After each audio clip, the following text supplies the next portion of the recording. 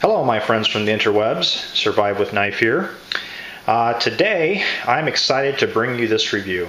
This is a knife that I have been waiting on for seems like forever. The first time I saw it I think was at a SHOT Show 2011 video.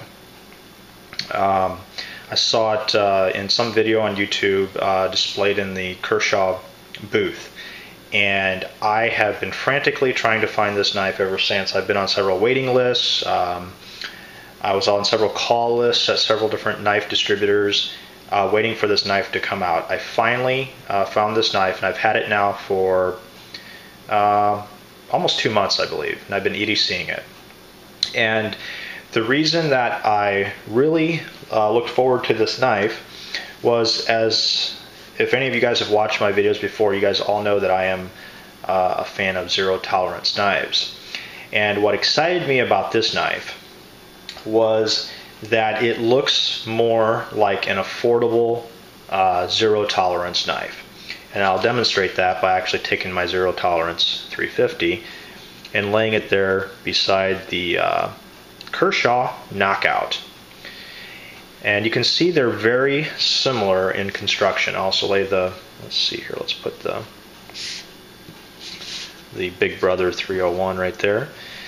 And you can see it's very similar. This is a lower cost, very affordable, zero tolerance type knife. I'm going to talk about the knife here.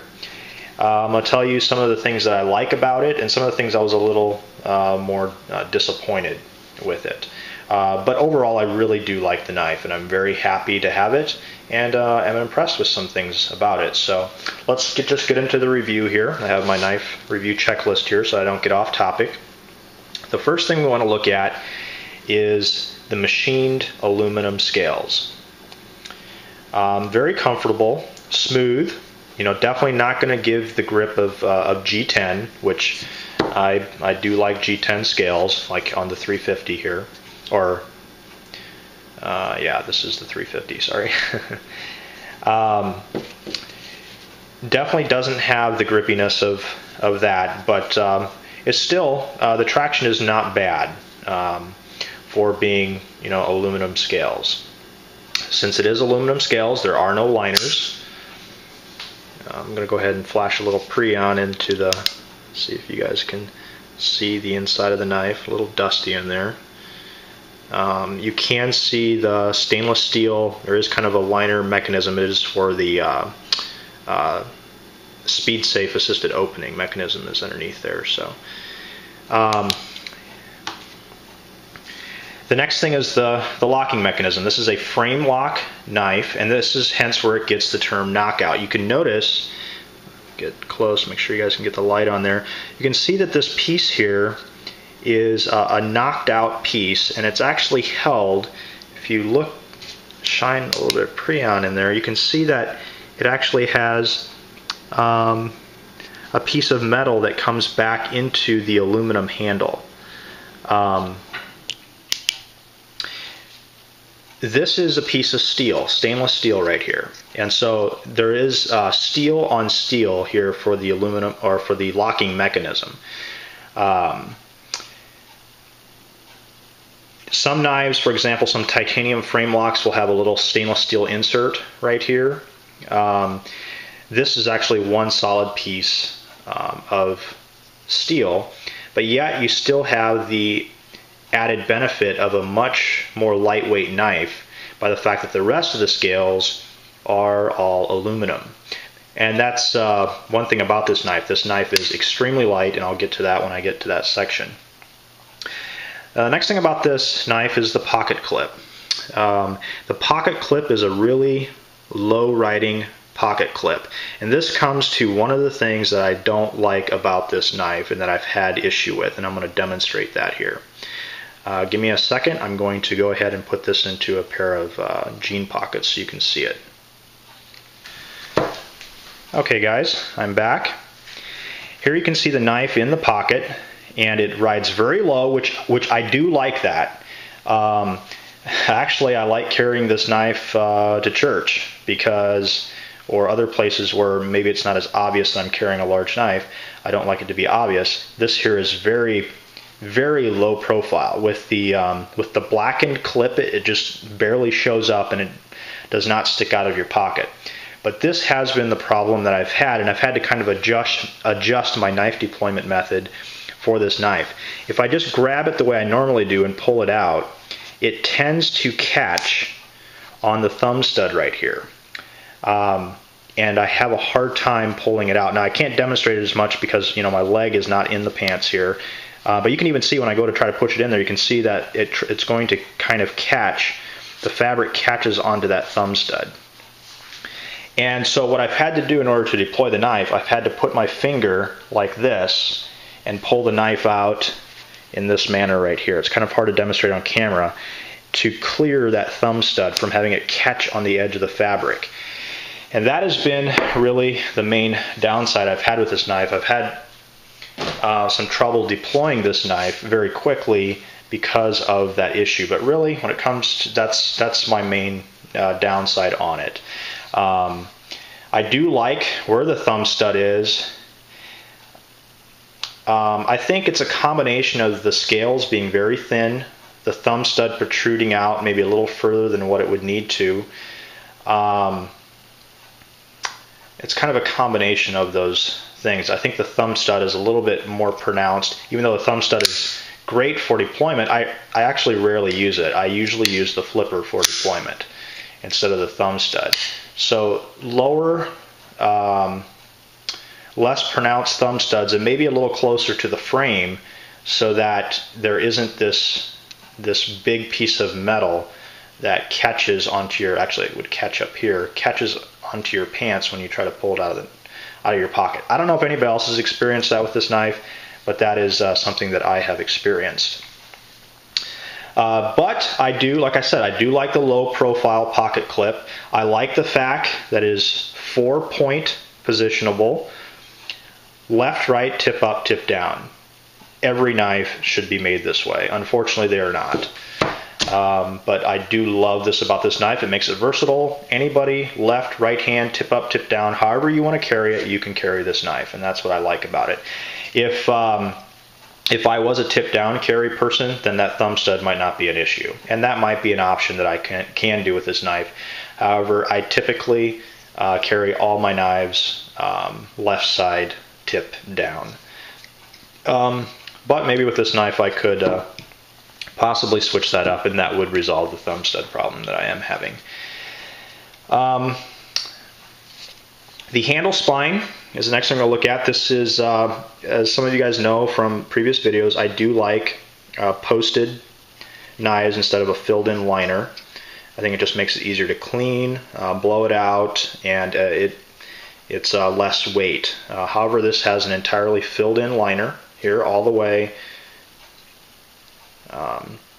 to the base of the handle.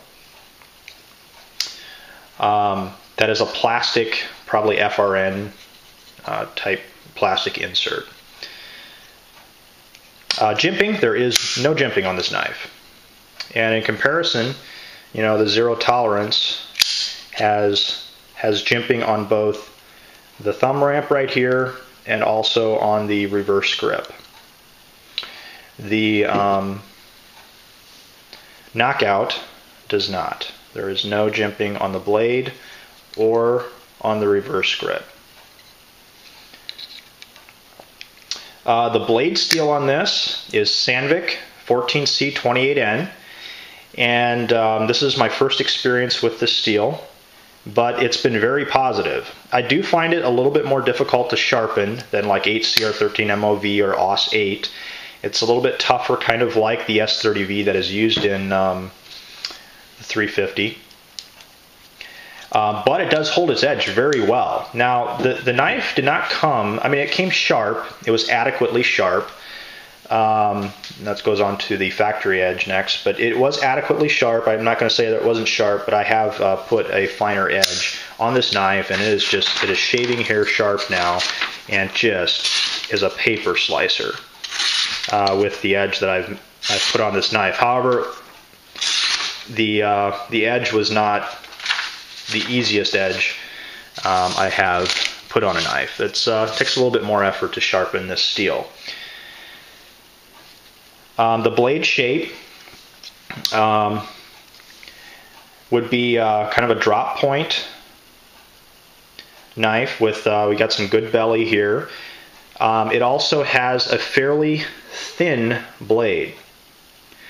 So if you compare it to the 350, you can see that it's significantly thinner. Now the one thing that can affect that too is, if you guys can see that, there is a kind of a false edge, really false, very thick spine here, but you can see there is kind of a swedge right here.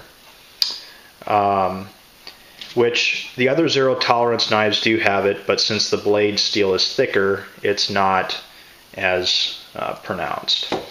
So the knife blade is actually pretty thin, and that was one thing that I was a little surprised by. But overall, the knife is also very thin. I mean, overall, if you compare it to, it is way thinner and is much lighter to carry than the 350 or the 301. The 301 is even thicker yet. So I don't know if you guys can see that. Get some light on there. So definitely a thin knife, but it's very light. That's where the knife weight comes in next. 3.6 ounces. Wow. You won't even realize that you have this large of a knife in your pocket. And that's coming from, you know, a zero tolerance kind of equivalent knife. You know, zero tolerance knives are not really known for being lightweight. But this one here definitely is. Now, it's not zero tolerance, but it is very similar. Actually, let me lay them out in comparison here. You can see another difference on the blade. You'll notice that all the zero tolerance, the 300 series knives have like a little thumb depression here in the blade. The Knockout does not have that. It's a completely straight drop all the way down to the point. Whereas the 300 series have this little thumb ramp in here. The blade deployment, this is where the speed safe assisted opening, exact same assisted opening mechanism that the 300 series zero tolerance knives have, so does the Knockout. Very fast, phenomenal. It is positive, it is authoritative, it comes out with authority and will lock in place every time. That is the advantage of an assisted opening blade, is for tactical purposes, your knife will always deploy. You're not going to have one of these partial deployments. We can see that the blade, let's see, about right here is where it takes off. And it will always deploy. Obviously, that knife is not coming out. The blade will stay in there. Very positive detent. Ergonomics. Well, I really can't say anything bad about it. It's probably not as comfortable as a zero tolerance because of the thinner blade, and so it does maybe dig in with a little bit more use. But ergonomically, when it comes to the way the handle is laid out, it's comfortable, just like if you're comfortable with the 300 series zero tolerance knives, you will think this knife here is also well fitted to your hand. But since it is a thinner handle, thinner handles will always dig into your hand a little bit more than a thicker handle will. But that's the offset of, you know, getting a low profile thin knife that just drops and hides in your pocket and is light and you don't hardly see it. The knife roll. I think this knife is a tough knife, just like it follows in the line of its zero tolerance 300 brethren. It's that it's a tough knife, so it would work in all of these rolls quite well. Tactical. It does have the reach of a 3 1/4 inch blade. Actually, I did not give the dimensions, but it is the 3/4 inch blade, and it is overall about 7.9 inches. So it does have, I like to have around 3.5, so it's getting close to that for a tactical knife, so it is 3.25, so it's definitely, with assisted opening and the 3.25 inch blade, is going to be sufficient in a self-defense situation. Because of its tough quality, it will, do pretty well in a survival situation, as well as a folding knife can. All frame locks will, if you're going to baton with this knife, the vibration will probably transfer and the frame lock will, eventually open.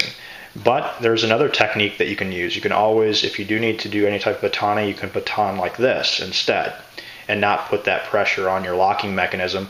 And the cool thing is, with the assisted opening, the blade actually does not naturally go back. There is a resistance there. So that's a technique that you can use also. So hunting, I think, I do like more curved spear type points for a, skinning knife. This does have, a more pronounced stabbing type tip, which, is going to maybe cause you to dig into the intestines or something. But it could still you could definitely skin a deer or a squirrel or a rabbit with this thing with no problem.